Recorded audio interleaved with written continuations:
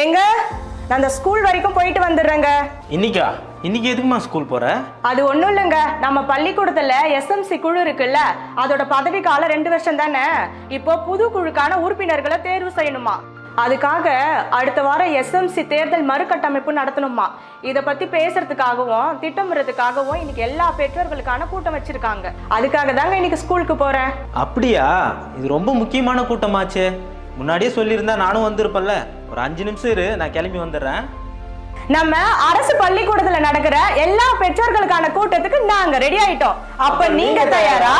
பள்ளி மேலாண்மை குழு மறுகட்டமைப்பு குறித்து பெற்றோர்களுக்கான விழிப்புணர்வு கூட்டம் வருகின்ற ஆகஸ்ட் மாதம் 2ஆம் தேதி வெள்ளிக்கிழமை அன்று அனைத்து அரசு பள்ளிகளிலும் காலை 10 மணி முதல் மதியம் 1 மணி வரை நடைபெற உள்ளது.